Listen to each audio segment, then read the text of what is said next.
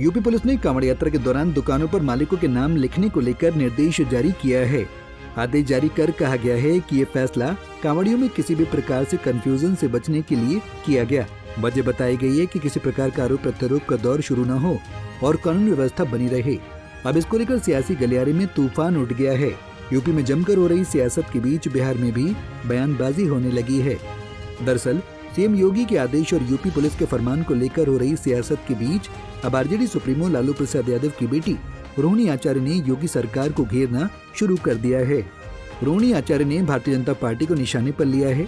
रोहिणी ने इसे मुसलमानों के खिलाफ योगी सरकार की घृणित कार्रवाई करार दिया है। साथ ही राजनीतिक स्वार्थ की पूर्ति के उद्देश्य से सांप्रदायिक रंग में रंगने का भाजपा पर आरोप लगाया है। इतना ही नहीं, रोहिणी ने इसे भाजपा की अयोध्या लोकसभा चुनाव में हुई हार के बाद एक और विकृत मानसिकता बताया है। एक्स पर पोस्ट करते हुए वो बीजेपी पर खूब बरसी। रोहिणी आचार्य ने क्या कहा?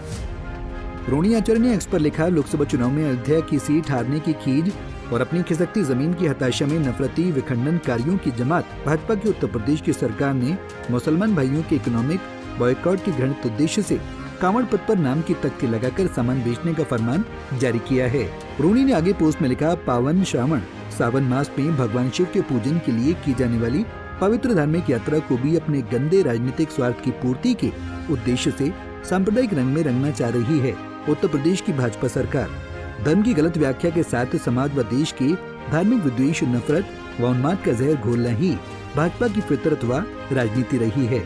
हद तो तभी हो गई थी जब अयोध्या की हार के पश्चात इन लोगों ने अयोध्या के हिंदुओं तक के बॉयकॉट बहिष्कार के लिए मुहिम छेड़ दी थी। इन लोगों की विकृत मानसिकता को अच्छी तरह से देख व समझ चुका है देश, और गंगा जमुनी तहसीब को तोड़ने बांटने की इनकी हर कोशिश अब नाकाम ही होगी।